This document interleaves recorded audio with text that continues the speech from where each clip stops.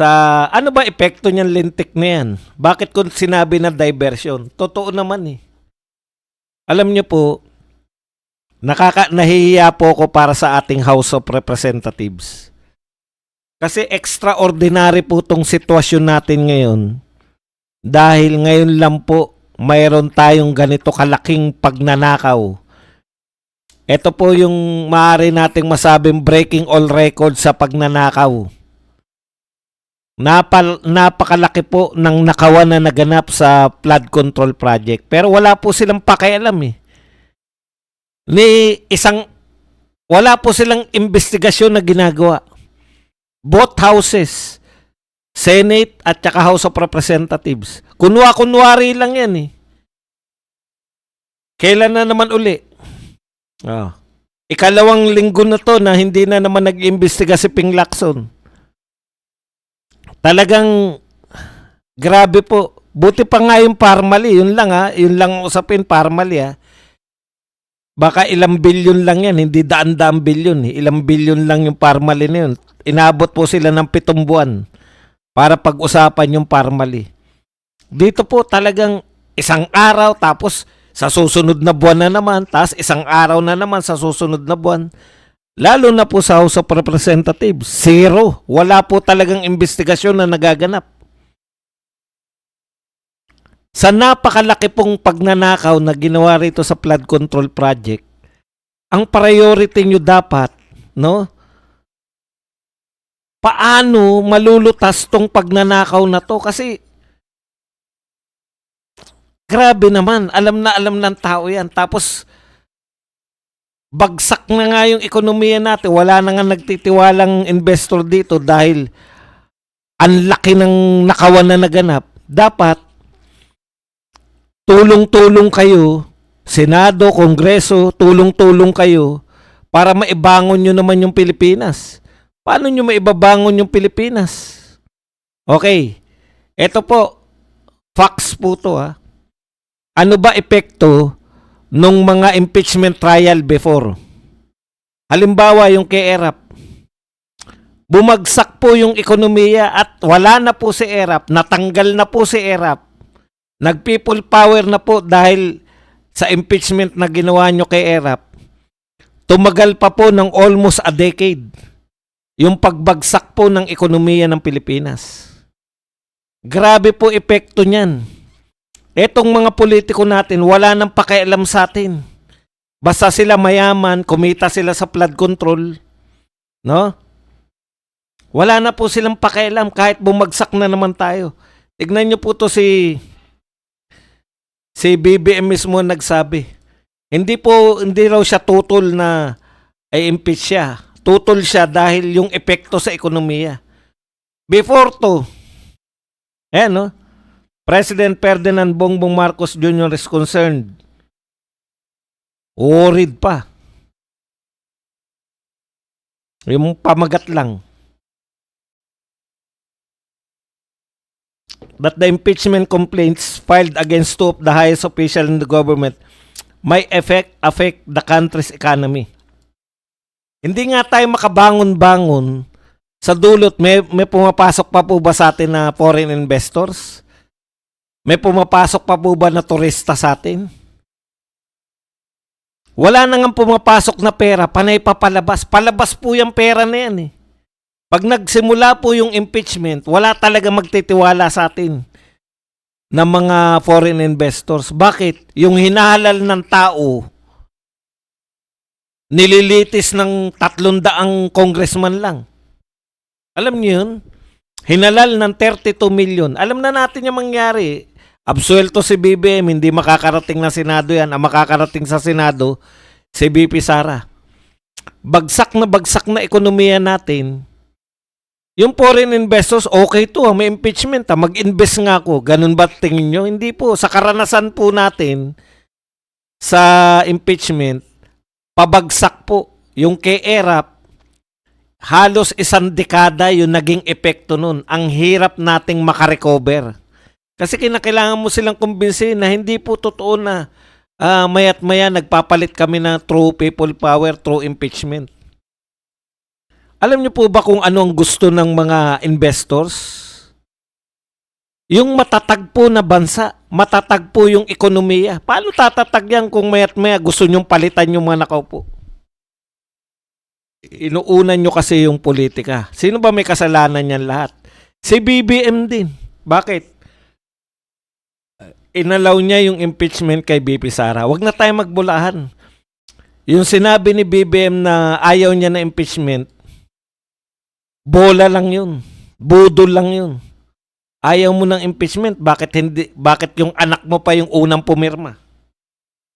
Sanay na tayo sa gobyerno na to, iba yung sinasabi sa ginagawa eh.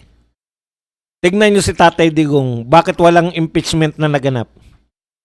May nagtangka. Naka-live yun eh.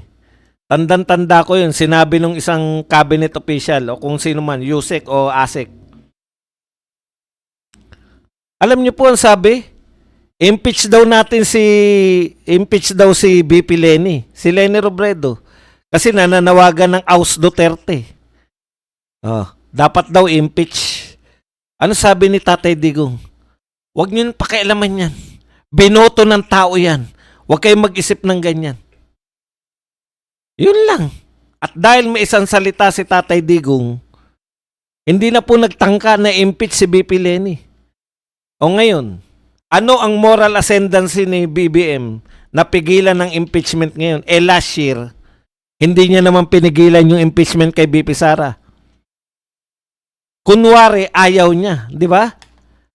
Kaya nga nagrally pa yung iglesia, di ba? Sabi niya, ayon po sa Pangulo, ayaw niya ng impeachment kay BP Sara. Hindi niya nga pinansin yung milyon-milyong iglesyang nagrally. Isang salita niya lang, dahil lahat yung kaalyado niya, tigilan niyo yung ka-impeach kay BP Sara. Binoto ng 32 million yan. Mas malaki pa boto sa akin yan. Impeach nyo, wala namang katotoran. Tapos na sana. Hindi eh. Nagalit pa siya kay Chis Escudero. Naalala niyo yun, yung binasura ni Chis Escudero. Dahil sabi ng Supreme Court, illegal o unconstitutional yung impeachment kay BP Sara. Binasura ni Chis Escudero. Nung nagkita sila, eto pala si Chis Escudero nag-a-apply na maging Supreme Court. Ikaw ang may kasalanan yan. Ngayon sasabihin mo na wala tayong mahita sa impeachment. Correct. Pero ikaw ang nagbigay ng direksyon eh. Di ba? Paano mo pipigilan ngayon yan? Sasabihin mo ngayon, inalaw mo nga yung impeachment kay BP Sara. Paano tayo naniniwala na siya nag-alaw nun? Ano sabi ni Sandro Marcos? Nagpaalam po ako sa tatay ko. Ano sabi si Sandro Marcos? Siya yung unang-unang pumirma ron sa impeachment laban kay BP Sara. Alam po ninyo, maling-mali. May kinakaharap tayo. Gusto ng mga congressman makalusot yung mga kalahi nila. Sino mga pangunahing tinuturo dyan? Panay mga congressman, di ba? Yung mga contractor. Kaya nga contractor eh. Dahil congressman sila na contractor pa. Si Saldico, congressman. Si Martin Romualdez, congressman.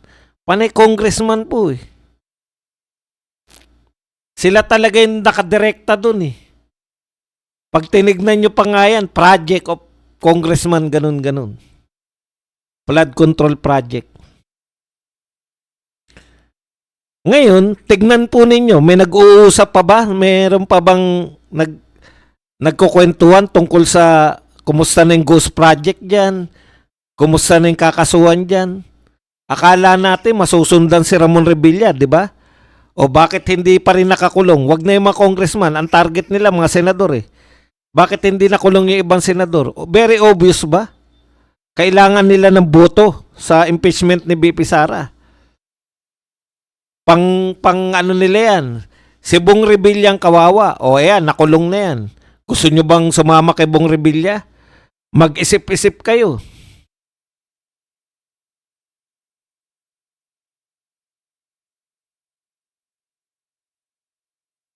Kinorek ako ni Amik Body tungkol sa donation sa COVID yung issue kay Leni. Pero yung ASEC na nag-float ng i-impeach si Lenny Utz ang tinanggal ni Tatay Digong. Thank you very much sa 499 pounds. O, di ba? Ang tinanggal niya pala, yung nag-suggest na impeach kasi sobrang sip-sip eh. Yung kontrolado mo yung gobyerno mo. Obviously, dahil sa pag-angal, alam po ni BBM what happened.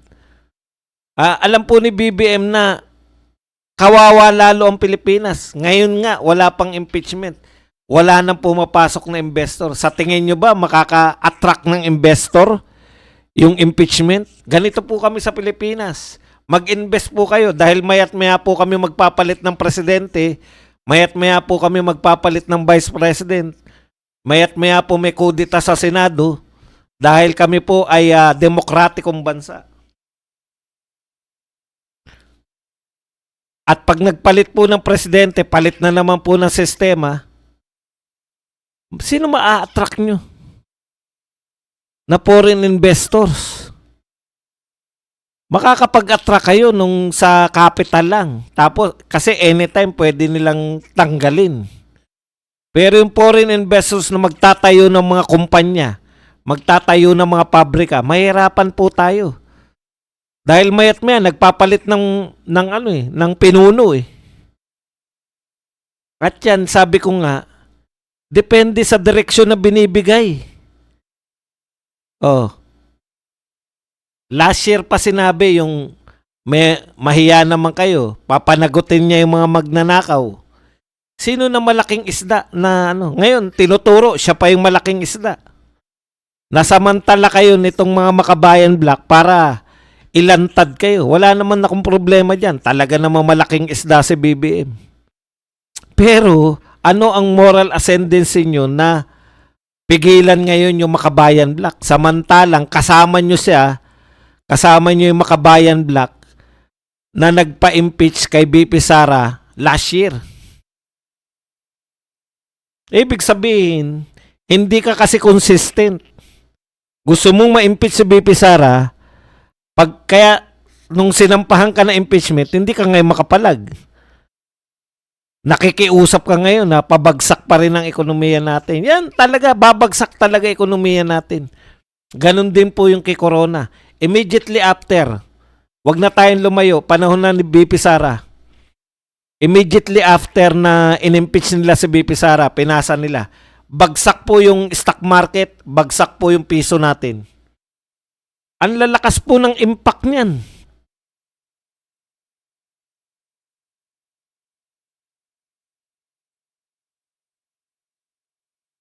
ERAP, in-impeach. Nag-people power 2. Kala nyo ba pag people power 2, tuwan-tuwa yung mga tuwan-tuwa po yung mga napwesto. Pero yung ekonomiya po natin, back to zero yan. Kada magpi-people power. Oh, hindi pinaalam sa inyo yan. No? Durog na durog tayo. Alam nyo ba pa after ng people power, wala nagpapautang sa atin? Oh, eto konkretong mga konkreto po. Sabi rito,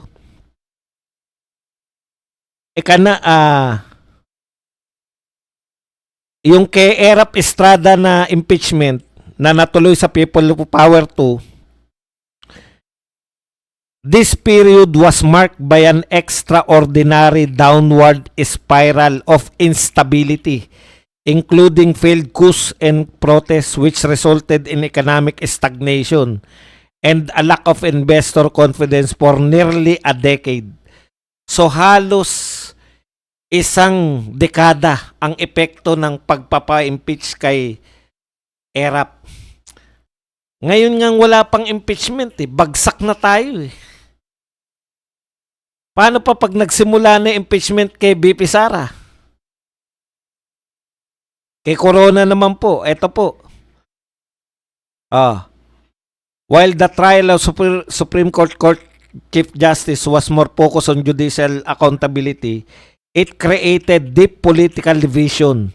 Critics argued it signaled a consolidation of power that could weaken institution which long-term investors view as a risk factor to a stable business climate. Miski yung yung impeachment lang ni Corona. Masama po ang tingin ng mga business.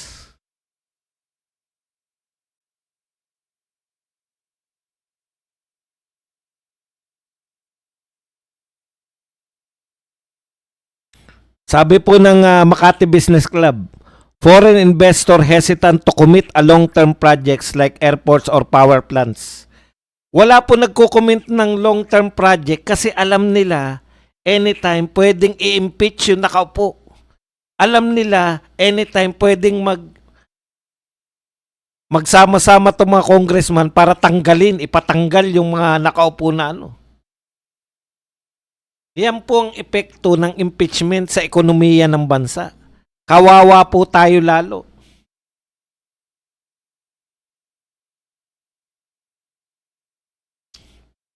Is it worth it? Nagagastos tayo. Imagine niyo, ninakawan na tayo sa flood control. Ngayon naman, gagastos na naman tayo ng milyon-milyon para lang po i-impeach si Vice President Sara Duterte.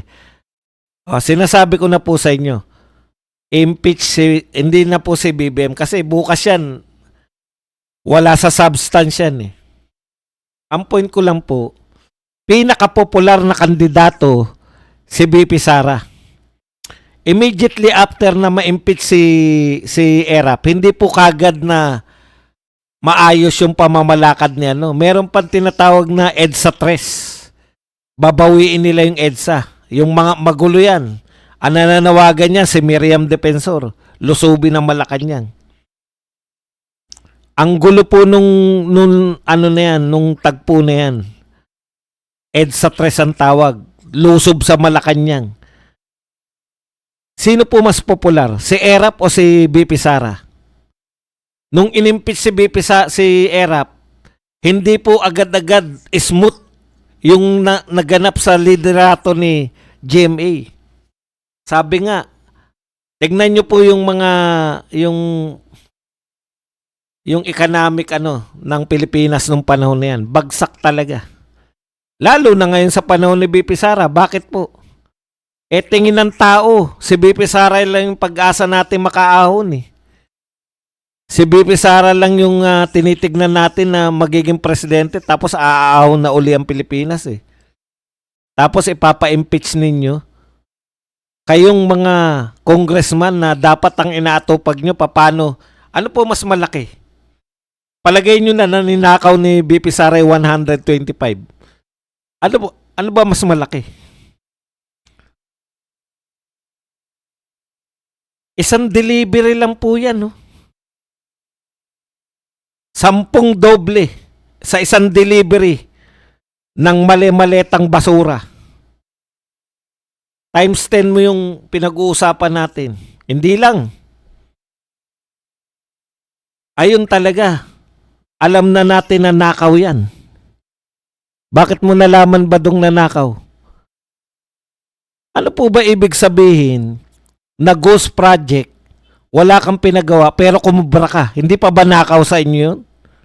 Iba po yung namorsyento ka lang. Ito po talaga, ninakaw mo na lahat. Wala kang pinatayo eh. Yung namorsyento ka, may natayo. Nung binayaran yung kontraktor, humingi ka ng porsyento.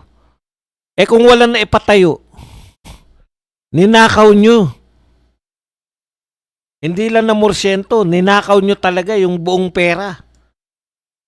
At dahil dyan, dahil marami magnanakaw, imbestigahan natin yung hindi magnanakaw. Ipatanggal natin yung hindi magnanakaw. Bakit gusto nila matanggal sa pwesto yung hindi magnanakaw? Para hindi makatakbo. Bakit ayaw nila makatakbo, Badong? Pag tumakbo, panalo. Ano ngayon? Talagang ganun. Pag tumakbo ka, panalo. Pag nanalo, maniningil ng mga magnanakaw. Ipakukulong yung mga magnanakaw. Sila yun. Hindi ba sila yung mga magnanakaw? Kaya, sama-sama sila. Pigilan natin to si BP Sara. na maging presidente ng Pilipinas. Sama-sama tayong lahat. Yan po yan. Kaya pinakamalaking diversion, nalilibang tayo, di ba? May mga walkout, ang galing. Ganun. Nalilibang tayo, nililibang nila tayo. Pero may nakulong na ba na malaking isda? Wala pa rin. Hindi po ba malaki si Ramon Revilla? Hindi po siya mastermind yan. Ulitin ko na naman to. Tama si Marcoleta na hindi dapat batayan yung restitution para ka maging state witness. Dapat ang batayan para maging state witness, maituturo mo yung mastermind. Putya, yung mga state witness, hindi rin maituro yung mastermind. Bakit pa kayo state witness?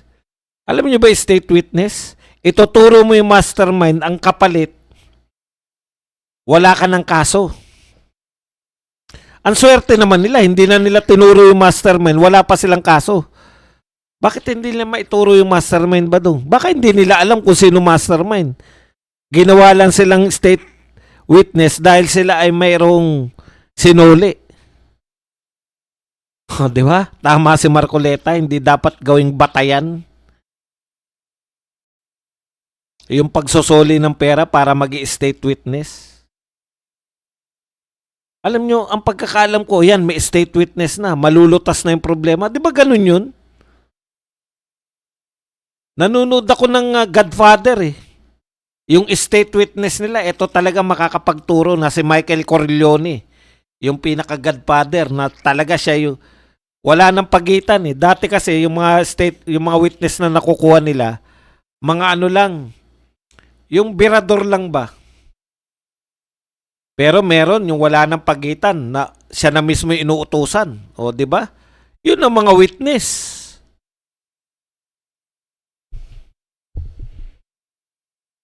Kaya dapat hindi po tayo pumapayag dito mga impeachment na to. Maski yung Makabayan Black, nagtangka ba sila? Sino yung nag-impeach kay BP Sara ngayon? Yung mga grupo nila, yung mga dilawan, grupo nila De Lima, di ba? Tsaka tong Makabayan Black. Tanong, inimbestigahan nyo ba kayong grupo kayo? Nagtangka ba kayong imbestigahan yung mga flood control na magnanakaw sa flood control?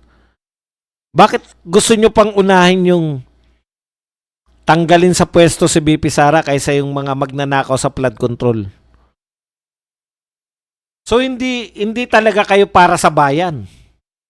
Ninakawan yung bayan . Ang gusto nyo ngayon, gumastos pa tayo. Ang gusto ngayon, gastosin pa nila yung pera para sa impeachment. Kalimutan na nila yung mga ninakaw sa taong bayan ng flood control. Ligtas na sila lahat. Focus na lang tayo rito sa impeachment na walang ninakaw yung mga involved. Opo, si Chavit po ang state witness doon kay Erap. Involved siya . Dahil sabi sino tong AS? Asyong Salonga po.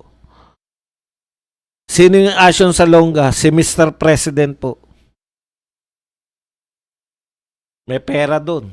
Eto, ano ibig sabihin nito? Yan po yung binibigay ko kay Asyong Salonga, kay Mr. President.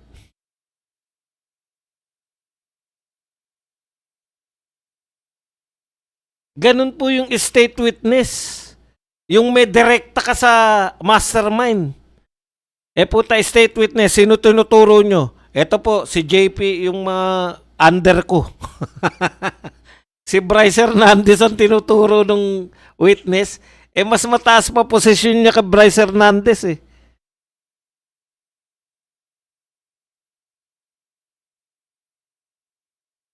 Hindi po sila hanap damay. Hindi po sila hanap damay yung Marcos admin. Nililito po nila, dinadivert po nila. Wag na natin pag-usapan niya, makalimutan na yan. Baka sa BP Sara, di ba? Habang nagkukwentuhan tayo sa impeachment, nakakalimutan niyo yung flood control. Kaya hindi po dapat tayo sumakay diyan sa mga yan. ipaglaban po rin natin na sino na yung magnanakaw sa flood control? Bakit walang nag-iimbestiga? Kasi po, alam nyo mangyayari dyan, titigil na yung Senado eh. Magiging impeachment court na sila. Lahat na ng attention naroon. Gugulo na po ang Pilipinas. Tignan nyo po yan. Meron ba mga tao na gusto magulo Pilipinas? Meron. Yun po yung mga grupo na maaari sila magtagumpay pag magulo ang Pilipinas. Di ba?